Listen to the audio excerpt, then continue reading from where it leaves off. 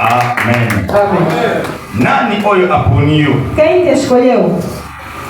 To nani oyo abengiyo? Ou quem te chamou? Tolaki pona likambo ya kobengama. Estamos a falar de ser chamado. Eza na kobengama ya malamu eza. Tem outros chamados que é bom Eza na kobengama ya mabe e eza. tem outros chamados que é mau. Oh, nzoka mutu ako se présenter te liboso ya mutu soki babengi ye. Ninguém pode se apresentar alguém sem ser chamado. Amen. Amém. Alors mutu mosusu ako se présenter pe liboso ya mutu abengi ye me apeli wana ezalaki ya mabe. Outra pessoa pode se apresentar para alguém que lhe chamou, mas aquela chamada era errada. Nakopesa exemple mpo na biso to na bana banda. Posso dar exemplo de nós que temos filhos em casa? Omonaki oza na posa ya kotinda mwana. Se calhar tens vontade de mandar a criança. To mwana asali elika moko ezali ya malamu te. Ou aquela criança fez algo que é de errado. Kopo mwana aya pa na yo. Para aquela criança chegar até Il ti, faut benga ina. tens que chamar Etango primeiro. bengi ye. Quando você chamar, Soka ye. se ele vir, Tamu soko beta ye. você se calhar vai Tamu soko gangela bater. Se ye. calhar vai ralhar. Seke ezali apeli moko to kobenga moko ya malamu te. Quer dizer que essa chamada não era boa. Mais eza na apeli mosusu eyaka ezalaka malamu. Mas tem outras chamadas que To são kobenga boas. mosusu ezalaka malamu. Outras chamadas são boas. Mosusu okobenga mpe mwana na yo. Se calhar pode chamar o teu Po filho oremercie ye. para você agradecer. Na makambo ka malamu asali. É algo bom que Mais ele na fez. liboso balanga na kobenga. Mas primeiro começa em chamar. Amen. Amen. Donc na kati ya kobengama Dentro do chamado, ezodepende mpe na mutu oyo abengi yo. está dependendo da pessoa que Na te chamou. atitude nini okozala yango epai na yo mutu abengi. Em que atitude tu vai chamar na Siko na kati vida? na sango malamu Dentro da boa nova, eske nani oyo abengi yo? quem é que te So chamou? nani abenga yo? Ou quem te chamou? Parce que Bible elobi Porque a Bíblia nos diz, babengami baza ebele os chamados são muitos, me baponani baza mas os moki. escolhidos são poucos. Nga na yo tobenge bana nzambe Eu e você sebi. somos chamados de filhos de Deus, Me tá bom? nani abengi yo? Mas quem te Mpe chamou? nani aponi yo? E quem te Na kati escolheu na mosala na dentro nzambe. desse trabalho de Parce que Deus? eza na bato mosusu Porque tem outras pessoas.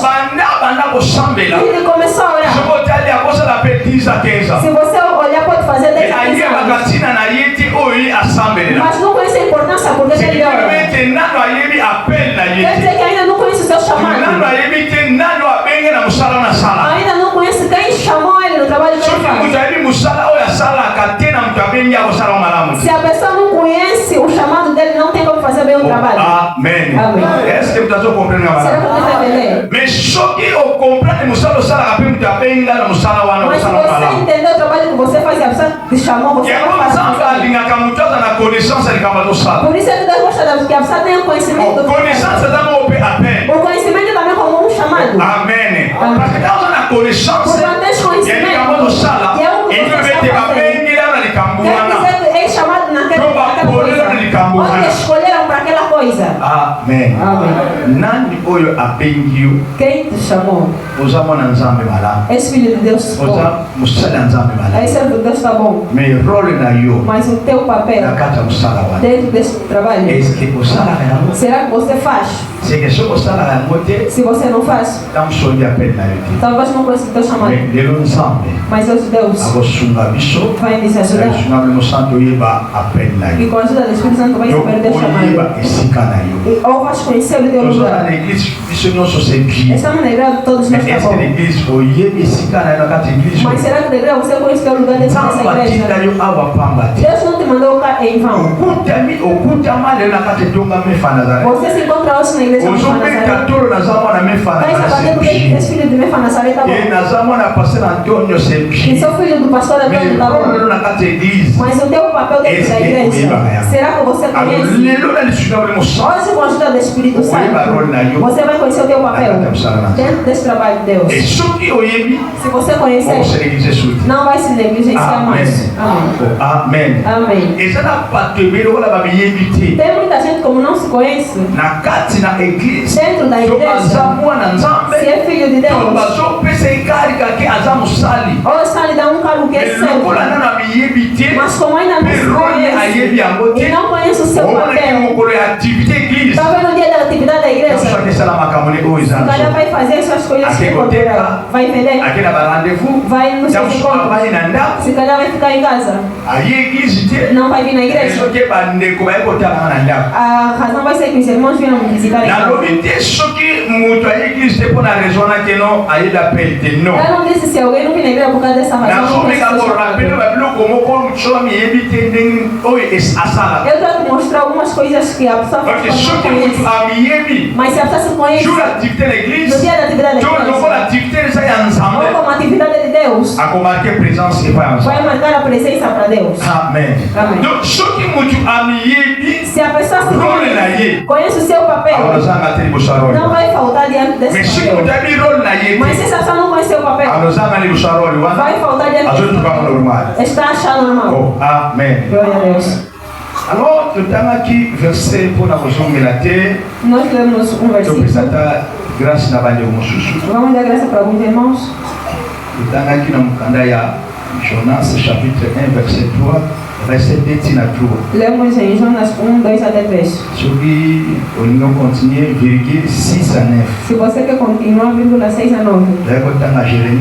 Lemos em Jeremias chapitre 1, capítulo 1, verset 4 a 5. Versículo 4 até 5. Genèse chapitre 3 9. Lemos em Gênesis capítulo 3, versículo 9. 1 Samuel chapitre 3 verset 2 à 9. Lemos em 1 Samuel versículo 3, 2 até 9. Amen. Amém.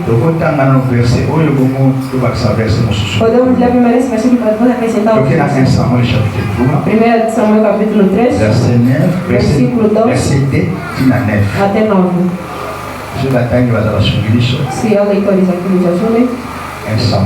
1 Samuel chapitre 3, versículo capítulo 3, 2 a 9. 1 Samuel, no seu capítulo 3, versos 2 a 9, assim diz a palavra do Senhor. Amém. Certa noite, Eli, já quase cego, estava dormindo no seu quarto. Samuel dormia na tenda sagrada, onde ficava a arca da aliança, e a lâmpada de Deus ainda estava acesa. Então o Senhor Deus chamou: Samuel, Samuel. Estou aqui, respondeu ele. Então correu para onde Eli estava e disse: O Senhor me chamou? Estou aqui. Mas Eli respondeu: Eu não chamei você. Volte para a cama. E Samuel voltou. Então o Senhor Deus tornou a chamar Samuel. O menino se levantou, foi aonde estava Eli e disse: O Senhor me chamou? Estou aqui. Mas Eli tornou a responder: Eu não chamei você, filho. Volte para a cama. Samuel não o conhecia, Senhor, pois o Senhor ainda não havia falado com ele. Aí o Senhor chamou Samuel pela terceira vez. Ele se levantou, foi aonde Eli estava e disse: O Senhor me chamou? Estou aqui. Então ele compreendeu que era o Senhor quem estava chamando o menino. 9. Lhe ordenou: Volte para a cama, e se ele chamar você outra vez, diga: Fala, ó Senhor, pois o teu servo está escutando. E Samuel voltou para a cama.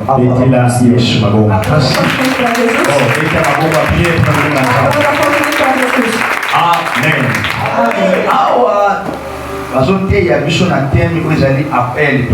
Aqui estamos pregando nosso tema que é chamado. Quem te chamou? Na história que nos leram aqui, esse irmão que está a falar sobre ele aqui é filho de Ana. Ana que foi quem nasceu. Mas antes da Ana nascer, Ana não nascia. Ana orava sempre a Deus, mas na profundeza da sua oração e como o enquadramento que ele fez, ele fez com que Deus desse ele a Samuel.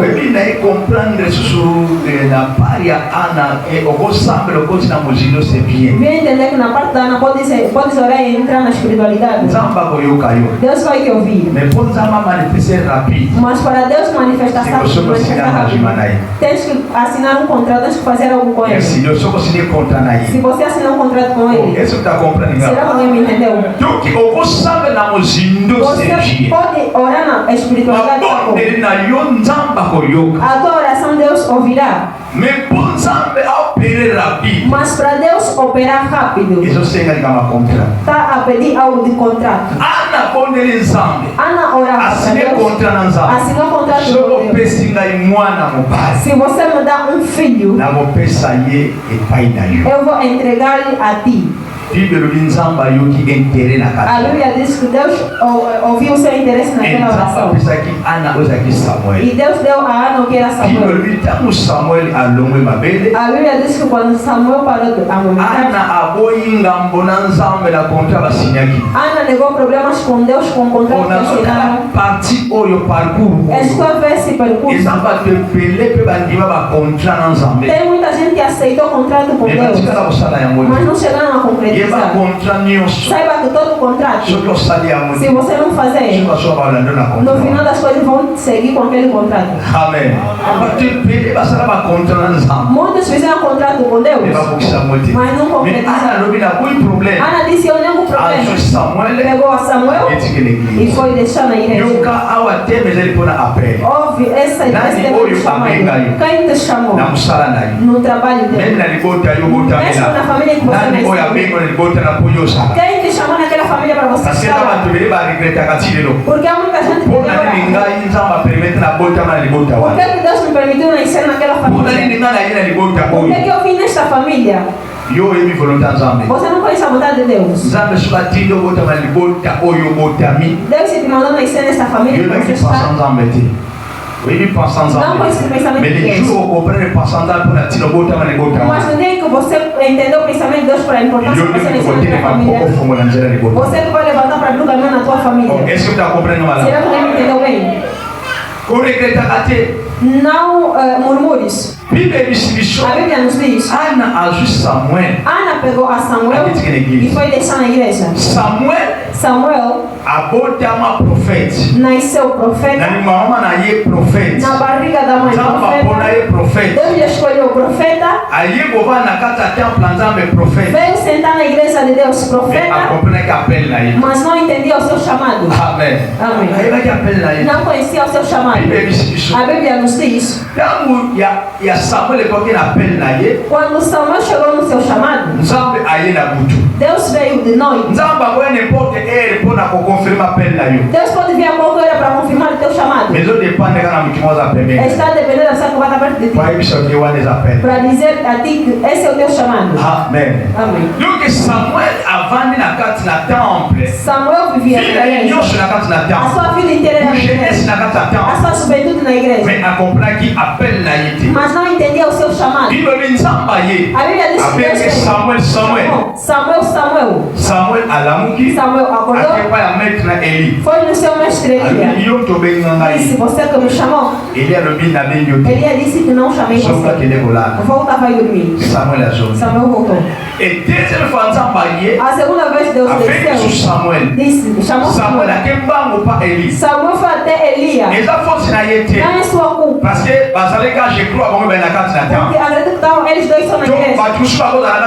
Outras pessoas podiam estar na igreja. Mas quem era superior a Elia? Não tinha como ir em outras pessoas, mas quem podia ir? Quando chegou até o mestre, disse que eu não chamei você. Volta, vai dormir. Ele foi voltar. A terceira vez que foi chamado, Deus chamou ele. Foi até Elias e disse: eu não chamei você. Quando Samuel voltava, Elias entendeu que esse é o seu tempo que Deus está chamando ele. Mas como ele não sabe, como eu, Elias, eu tenho experiência passando ele. Eu tenho que lhe fazer mostrar o segredo do seu chamado.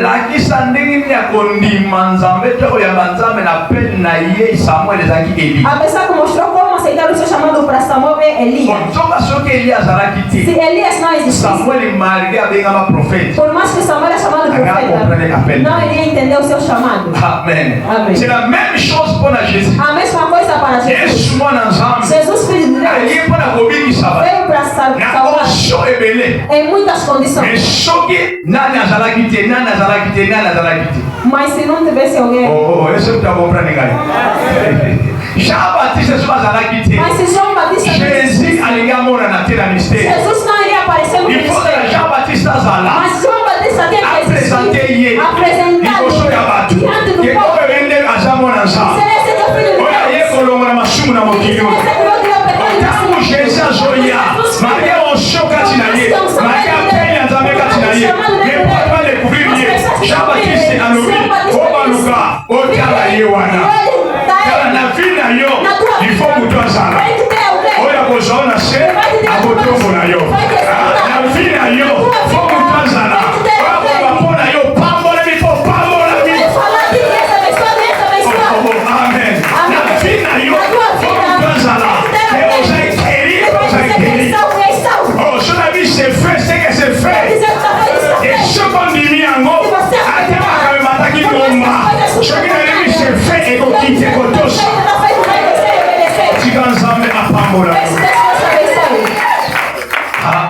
Amen. Samuel. Era necessário que Elias existisse. Quando Elias disse para ele, se responde assim. Quando te chamam, se responde assim. Quando ouviu que a voz de Deus chamou ele, quando aceitou ou respondeu, ele está se apresentando diretamente na presença de Deus. Quem te chamou? Dentro do trabalho de Deus, o trabalho está a morrer. Se você é chamado, qual é o teu papel dentro da obra de Deus? Se você é chamado na Mefa Nazaré, você veio para acrescentar uma pedra. Qual é a tua pedra dentro da igreja Mefa Nazaré? Eu acredito que em 2026, não, em 2026, estará confirmado em nome de Jesus. 2026, vas levantar e pedir a Deus. E essas vão duvidar. Será que ele ou não é? Estou porque eu não tenho de trabalhar para Deus. Amém. Amém. Vamos ler um outro versículo. Mateus capítulo 14, versículo 22 até 30. Mateus capítulo 14, versículo 22 até 30. Leitores azuis. Livro de São Mateus, capítulo 14, versículo 22 a 30, assim diz a palavra do Senhor. Amém. Logo depois, Jesus ordenou aos discípulos que subissem no barco e fossem na frente para o lado oeste do lago, enquanto ele mandava o povo embora. Depois de mandar o povo embora, Jesus subiu um monte a fim de orar sozinho. Quando chegou a noite, ele estava ali sozinho. Naquele momento o barco já estava no meio do lago e as ondas batiam com força no barco porque o vento soprava contra ele. Já de madrugada, entre as 3 e as 6 horas, Jesus foi até lá, andando em cima da água. Quando os discípulos viram Jesus andando em cima da água, ficaram apavorados e exclamaram: "É um fantasma!" e gritaram de medo. Nesse instante Jesus disse: "Coragem, sou eu, não tenha medo." Então Pedro disse, 28, versículo 28. Então Pedro disse: "Se é o Senhor mesmo, mande que eu vá andando em cima da água até aonde o Senhor está." "Venha", respondeu Jesus. Pedro saiu do barco e começou a andar em cima da água, em direção a Jesus. 30. Porém, quando sentiu a força do vento, ficou com medo e começou a afundar. Então gritou: "Socorro, Senhor!" Amém.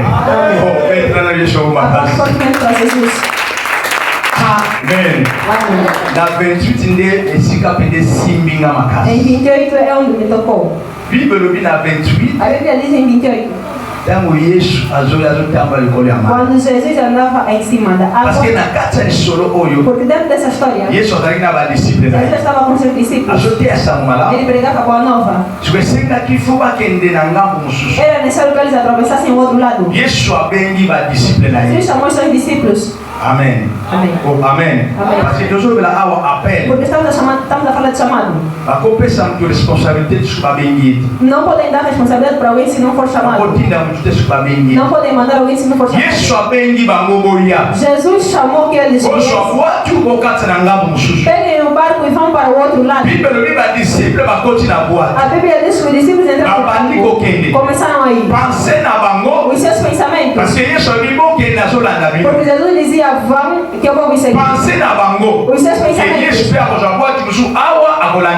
Ele que Jesus vai pegar um outro barco e vai me seguir. Oh, amém. Jesus disse: "Vão, que eu vou me seguir." A Bíblia diz que entraram no barco, começaram a ir, chegaram distante. Jesus voltava onde parou. Disse que as pessoas voltassem para casa. E depois ele foi orar. Quando ele terminou de orar, já havia ficado escuro. Já estava a Bíblia diz que Jesus tinha que se encontrar com os discípulos. Os discípulos necessário que Jesus se Yesu abandi kotambola likolo ya A mai. Bíblia diz que Jesus Yoka ya nani abenga yo na musala oyo. chamou nesse trabalho. Meme na musala na nzoto nani abenga Mas yo. o teu trabalho caiu. Musala pe ebenga kamutu. O trabalho também chama Musala ebengi yo pessoa. te. Se o trabalho Oba na musala musala bando shuwe. você vai começar a Meshike musala one ebenga yo. Ekotosa yo. Ekopeso ya kolia. Ekopeso ya komela. Ekopeso kimia. Vai te dar paz. Oh, amen. Amém. Nani abenga yo. Quem te chamou? Bíblia obediente Yesu azotambola likolo ya A mai. Bíblia diz que Jesus andava por cima da água. Tango akomi pembeni na bango. Quando chegou perto dele, Badisiple bamoni mutu moko to eloko bazotambola likolo ya os mai. discípulos viram que alguém andava por cima da Nani água. bamona yango te. Ainda não viram coisa como essa. Nani mpe bamona mofuma ya ndenge wana Ainda não te. viram um movimento como Biblia esse. elobi Mas a Bíblia mokolo diz wana naquele dia, bamoni lokola elima ezotambola likolo ya mai. viram que aparecia que o Espírito estava andando na Biblia água. ete badisiple babali kobanga. A Bíblia diz que os discípulos ficaram com Babali medo. koganga. Começaram a gritar. Yesu alobi na bango Jesus disse para kobanga eles: te. não temo, Ezali nga. sou eu. Oh, amen. Amém. Abi bobanga te Disse: ezanga. não temo, sou Na eu. 28 Em 28, Biblia ete Pierre a Bíblia diz que Pedro amikolo disse: soki azali yo Senhor, se és tu, loba na esika yo zali. chama-me para mim chegar até Yesu você. abengi ye apele. Jesus chamou ele. Amen. Deus Okokoma na esika okokoma te soki moto abengaki Você yo não te. pode chegar num certo lugar se não te chamaram. eza na misemo ka mokili azwi revelation alobi soki babengi yo nano te kondima présent te. Tem um músico cá na terra disse que se não te Seke chamaram, akota na revelation papa. não sei. Akota na revelation. Entrou na revelação. Soki babengi yo te kondima nano te. Se não te chamaram, então não responde. Soki babengi yo ndima. Se te chamarem, Donc Yesu ayebisi Pierre Jesus disse a Pedro: abengi ye chamou, alobi yaka. venha. Amen. Amen. Oh, Yesu abengi Pierre yaka. Jesus chamou Pedro e disse: vem. Pierre abimi Pedro saiu na kati ya bwato. dentro do barco. Abandi kotambola likolo ya mai. Começou a andar por cima da Parce que água. moto abengaki nani Porque Jésus. quem chamou ele é Jesus. Oyo aza bokonzi likolo ya mai. Que é o rei diante das Abengi águas. ye yaka. Chamou ele, vem. Pierre abandi oya. Pedro começou a vir. Pierre abandi oya. Pedro começou a vir. Amoni mbonge mipepe umi obeta ye. Viu que tinha uma tempestade. Biblia Pierre abandi kobanga. A Bíblia diz que Pedro tremia. Lokola ezali likolo ya mai. A perna que estava dentro da água começou a Yo entrar. ayebisa Eu yo. vou te dizer. Bakebenda ba ministère mo baza ndenge Quando wana. o ministério está assim, Tango apele koki. quando o chamado chega, Naza eli liboso na yo. eu sou ali adiante Na de ti. ebiso apele no Eu ekoki. estou te dizendo que o chamado Nabengi yo. chegou. Eu estou te Yaka osela chamando. nzambe. Venha para trabalhar para Deus. Oyebi reposo ezalaka nini? Qual é a resposta que tem que dar? Nakoka te. Não vou conseguir. Kokoka wana ayaka ye moko te. Kokoka ayaka ye moko te. Não vou conseguir, não vai Soki sozinho. kobanga akompanye ye te. Se não tem medo acompanhando. Mutu akompaniaka kokoka te eza kobanga. A coisa que acompanha não vou conseguir Soko ter teka medo. kobanga. Se você colocar medo, Okobanda kodinda. você vai afundar. Pierre abanda kodinda. Pedro afundou. Parce abanda kobanga. Porque ele temia. Yesu abenge yaka. Jesus chamou Pedro. Yaya lokolo liboso te na A mai. primeira pedra Ekomi beto. a primeira Ya mibale. vai dar fim. Ekomi beto. A segunda vai Ya dar fim. misato. A Ekomi terceira beto. vai dar Ifaa fim. kontina atindi wana. Ache kobanga. Yaya lokola kobanga. 2026. Lokola kobanga. 2026. Zaka pambola yo. 2026. Eza année ya solution. 2026. Eza année ya changement. A mudança. Amen. Amém. Lokola kobanga. Tira o medo. Pierre Pedro aza makasi na kopeshe. é forte em pescar. Ayebaki mai. Eles conheciam Mokolo todo. wana. Naquele dia, Tango bana kotambola. quando começou a Soki andar, bakontina atitili se wana. continuasse com aquela Ayebaki atitude, koma te esika Yesu ele ia azalaki. chegar até onde Jesus estava. Ele ia virar sobre Bayepeti na bwatu ia wana. voltar do Soki balingi barco. bakoti. Se eles Soki balingi te bayeti na ngambo wana. Na posha kobanga. mas por causa Pierre do medo, apendaki nyonso. Pedro perdeu tudo. Yali akeba mpona kobanga na yo. Por causa do teu medo, Nakokosela nzambe te. não vai conseguir trabalhar Bato para bamona Deus. nga liboso. As pessoas vão me Na bato ver. bapona komba Eu vou Yesu. falar diante de Não, Jesus. Bocate. Eu não vou conseguir. Ena yesu na tongo Eu te yo. dizer na mão de Esika Deus. yo kokaki te. Onde você não consegue. Nzambe na 2026 azokokisa yo. Amen. Esika yo ozokoka te. Na 2026 Nzambe akokisa yo. Parce kotambola yo moko te. Porque não vai andar Mais sozinho. okotambola na Mas ye. vai andar com ele. Saisir kapela yo. Segure o seu chamado. Amen. Amém. Naza comme Eli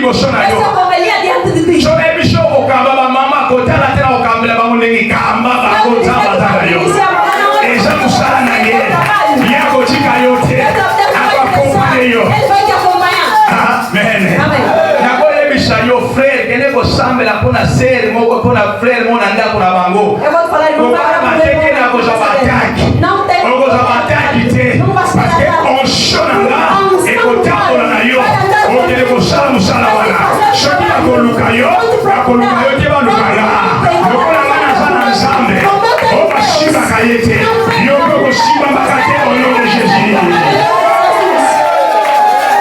Amen.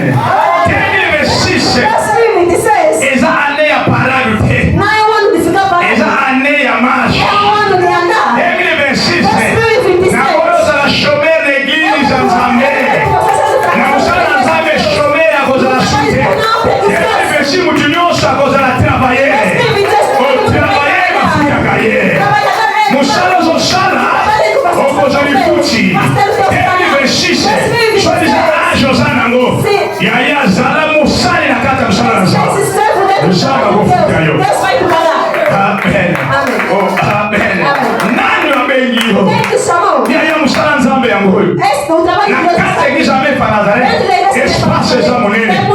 Eshike eza monene. Yo loba. Nakaki kue na nga. Kue oyo eza na nga. Nakosela nzambe awa. Tangu na nga ekoki. Ata elina nalobi na nga te. Ngai nakosala. Tangu apele ya nzambe koya. Ekutanga deja naza mosali. Oh, amen. Amen. Ava apele ya nzambe ya. Ekutanga na travayaka. Tangu nazo travaye. Nega kena deso matanga. Yaya nakati ya vie chrétienne. Oya kotika mutu te. Soki bateyaka yo. Kena kati ya vie chrétienne. Pasteur kama tadana onso bikisaka. Nebisheza lokuta. Yo pe okontiwe nezepa na yo. L'Église zinefe. L'Église zinefe. Epesani ba pasteur te. Okontiwana. Epesani ba pasteur te. Meni yo. Okontiwe epesani yo. Mark 16. Yesobi. Okende. Otesa umala. Otesa maroko. Na babeli. Babeli bakobika. Obenga na mingi babe. Seba kotosha mino. Ezaka pona ngate. Eza pona yo. Eza pona ye. Eza pona ye. Eza pona ye. Eza pona mutuniosho. Asoko dimeo ya magrasa au nom de Jésus. Amen. Nani oyo abenga. Yaya obandi tembele. Ficaste muito tempo. O Pedro tá. Perdeste muito tempo. Joga a mulher ali dança mongo. O branco disse que time is money. Amen. Dança l'argent. O tempo é Yaya dinheiro. olhe que se bater bele. Fizeste passar muito tempo. Nava sentimento zamba pagola. Nava sentimento. Em sentimentos. Dana esse kokaka na O mokala. meu tempo já havia chegado. Yo ko so frene te. Você vai perguntar da Tebe be 6. Muta ko frene te na yo ajasute. Distraction et je comprends encore. Tebe 6. Muta ko bendo so shima zake. So ma bendo so shima. Tebe 6. Yo